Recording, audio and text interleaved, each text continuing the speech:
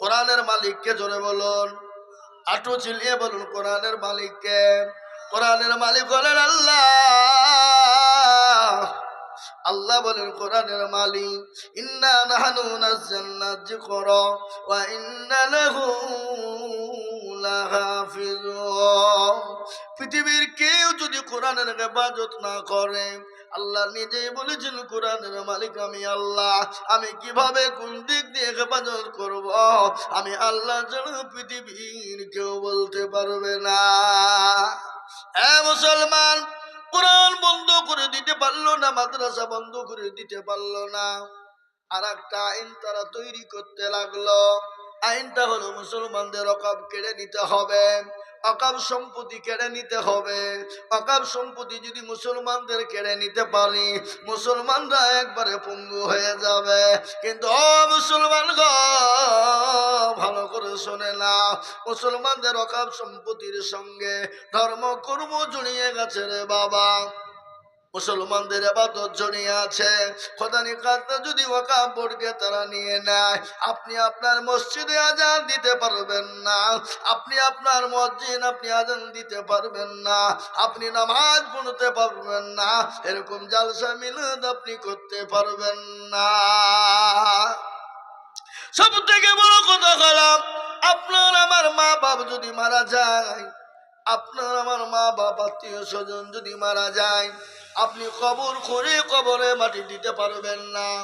আপনি এখান থেকে আপনার লোকাল থানায়, হরিকুনির কোন থানা, জলঙ্গি থানায় পাঠাবেন, জলঙ্গি থেকে বহরমপুর থানায় যাবে, বহরমপুর থানা থেকে আপনার কলকাতা হাইকোর্টে যাবে, কলকাতা হাইকোর্ট থেকে দিল্লি সুপ্রিম কোর্টে যাবে, তারপরে আইন পাস হবে, তারপরে আপনি আপনার বাপকে মাটি দিতে পারবেন। বুঝতে পারলেন না কথাটা? এ মুসলমান, ওরা এটাই করার জন্য উঠে পড়ে লেগেছে। কিন্তু মুসলমান এক বিন্দু রক্ত থাকতে ইসলাম এবং ওয়াকফের জমি ছেড়ে দিবে না দিবে গো? কথা বলুন, দিবে? প্রয়োজন হলে মুসলমানরা মাথায় কাফন বাঁধবে, রক্তর বন্যা বয়ে যাবে, তবে শিকার মুসলমানরা ওয়াকফ সম্পত্তি ছাড়বে না। আজ আমি আপনাদের শোনাই, জঙ্গল আছে, সুন্দরবন চিনেন না? এই সুন্দরবনে জঙ্গল আছে না? গত পরশু দিন আমার জালসা ছিল, সুন্দরবনে আমি জালসা করে এলাম। এ মুসলমান শুনেলেন, ওই সুন্দরবনের ভিতরে বহুত পশু আছে, আছে না নাই জোরে বলুন? কিন্তু জাতীয় পশুর নাম হলো রয়্যাল বেঙ্গল টাইগার। কি টাইগার? Royal Bengal tiger. ওই রয়্যাল বেঙ্গল টাইগার সবাই জানে ইনি হলো জাতীয় পশু। কিন্তু ওই জঙ্গলের ভিতরে আর একটা পশু আছে, যে পশুটাকে কেউ কিন্তু লড়ে না, আর কিন্তু কাউকে কিছুই বলে না, চুপ করে থাকে। যেদিন লড়া দেয়, গোটা জঙ্গলকে তোলপাড় করে দেয়। দেয় না জোরে বলুন? সে পশুটার নাম কি? সিংহ। এ বাবা, সিংহ। মুসলমানরা হলো সিংহের জাত। মুসলমানরা কাউকে কিছু বলে না। ইসলাম বলেছে কাউকে গালি দিও না, কারো ধর্মকে গালি দিও না। আল্লাহর কোরআন বললেন, লাকুম দীনুকুম ওয়ালিয়া দীন। তোমার ধর্ম তোমার কাছে, আমার ধর্ম আমার কাছে। লা ইকরাহা ফিদ্দীন। ধর্মের ব্যাপারে কোনো বাড়াবাড়ি করো না। কিন্তু তোমরা সমুদ্র দেখেছ, সমুদ্রের গর্জন তোমরা দেখনি, মুসলমানদের দেখেছ, কিন্তু মুসলমানদের আসল চেহারা তোমরা দেখনি। হ্যাঁ মুসলমান, মুসলমান তো পৃথিবীর কারো কাছে মাথা নত করে না, একমাত্র আল্লাহ ছাড়া কারো কাছে মাথা নত করে না, এবং কিয়ামত পর্যন্ত কোনোদিন করবে না। জোরে বলুন সুবহানাল্লাহ।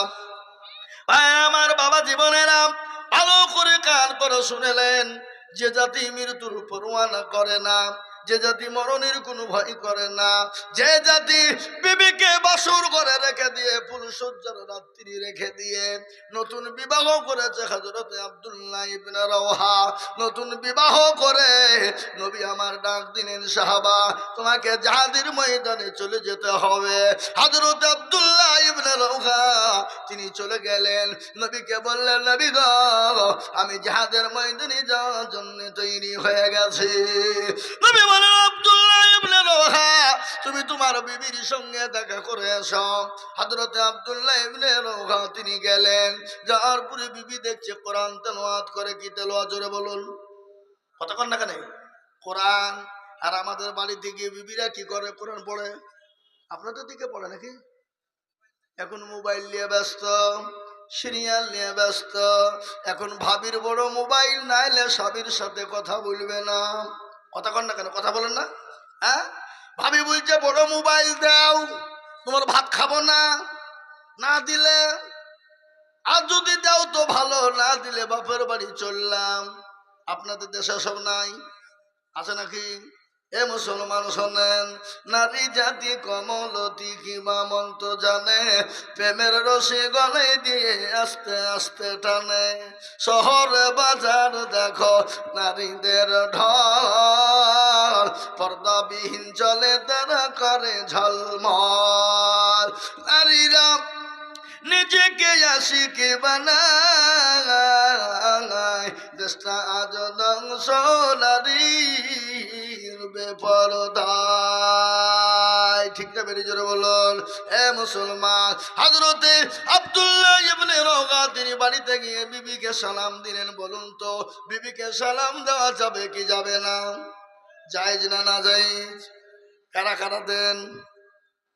একজন নাই, কেউ কেউ আছে লাস্টে তুললো মুরব্বী, তার মানে মাঝে মাঝে দেয়, মাঝে মাঝে দেয় না।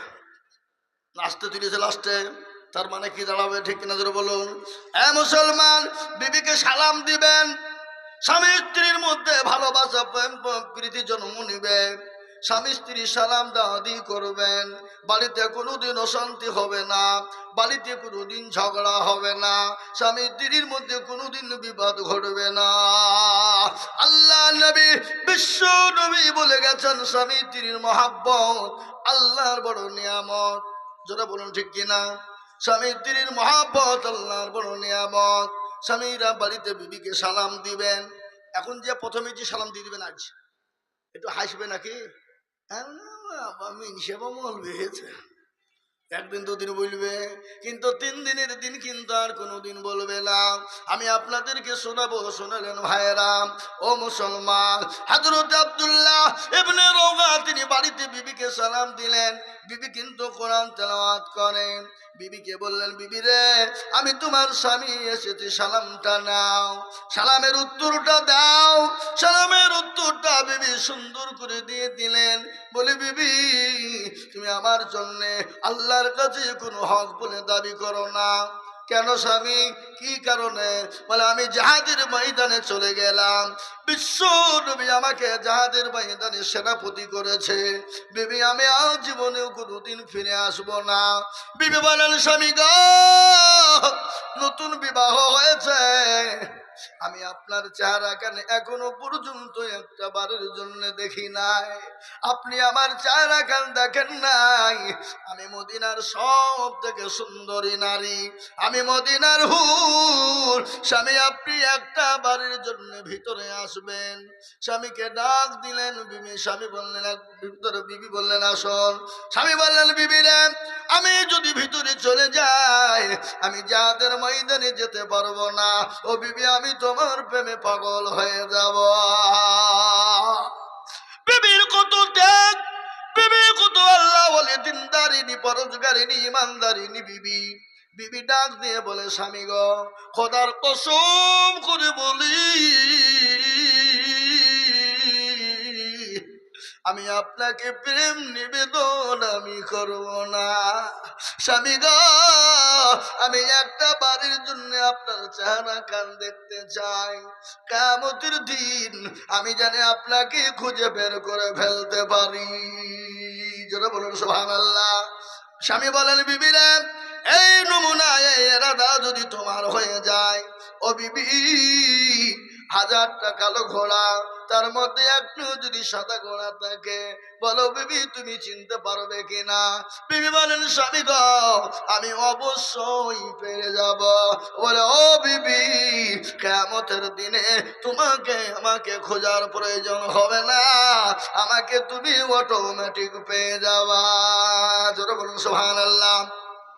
এই মুসলমান, যে জাতি নিজের নতুন বিবাহ করে বিবিকে বাসুর ঘরে রেখে দিয়ে ফুলসজ্জার ঘরে রেখে দিয়ে যেতে পারে। হযরতে হানজালার ঘটনা, নতুন বিবাহ হয়েছে, ফুলসজ্জার ঘরে রাত্রি স্বামী স্ত্রী মধুর মিলন হয়েছে, ফরজ গোসল করার জন্য একটি বাইরের গুড়িতে গিয়েছে, মদিনা থেকে আজ এসে গেল। কে আছো? আজ ইসলামকে জিন্দা করবে, নবীর দিনকে জিন্দা করবে। আজকে মদিনার বুকে তোমাদের কাছে নবী থাকবে না। হযরতে হানজালা ফরজ গোসল ছেড়ে দিলেন, তরবারি নিয়ে জাহাদের ময়দানে চলে যাবে। বিবি পেছন থেকে ডাকে বলেন, স্বামী গো, আপনি দয়া করে মেহেরবানি করে গোসলটা সেরে যান। বলে, বিবি রে, আমি হানজালা যদি গোসল করতে চলে যাই ইসলামের বড় ক্ষতি হয়ে যাবে, জাহাদের ময়দানে যেতে পারবো না। হযরতে হানজালা জাহাদের ময়দানে চলে গেল। কাফের বেঈমানদেরকে জাহান্নামের টিকিট ধরিয়ে দিয়ে তিনি নিজে শহীদ হয়ে গেলেন। জাহাজ শেষ হয়ে গেল, ইসলামের দামামা বেজে গেল। সমস্ত সাহাবাদেরকে নবী বললে, লাশগুলোকে এক জায়গায় জমা করো। মদিনা থেকে মহিলারা দলে দলে চলে যায়। কে আছো? আমার নবী নাকি নাই? আমার নবী নাকি মারা গেছে? দলে দলে মদিনা থেকে লোক চলে যায়। মেয়েদেরকে এসে বলে, ওগো মেয়ে মহিলা, তোমার স্বামী তো দুনিয়া থেকে চলে গেছে শহীদ। সঙ্গে সঙ্গে ওই মহিলা বলেন, কে গো? আমার স্বামী মারা গেছে, কোনো দুঃখ নাই। কে এসে বলে, আমার ছেলে মারা, তোমার ছেলে মারা গেছে। বলে, আমার ছেলে মারা গেছে, কোনো দুঃখ নাই। তোমরা বলো আমার নবী কেমন আছে? জোরে বলুন সুবহানাল্লাহ। যে জাতি সন্তানের মায়া করে না, যে জাতি স্বামীর মায়া করে না, যে জাতি মরণের কোনো ভয় করে না, যে জাতি জীবনের কোনো ভয় করে না, সেই জাতির সামনে তুমি ইসলামের ক্ষতি করবা, সে জাতির মাদ্রাসাকে নষ্ট করে দিবা, সে জাতির মসজিদ কেড়ে নিবা। আমরা এক বিন্দু রক্ত থাকতে আমরা ইসলামের ক্ষতি হতে দেব না। বলুন ইনশাআল্লাহ। যারা বলুন ইনশাআল্লাহ।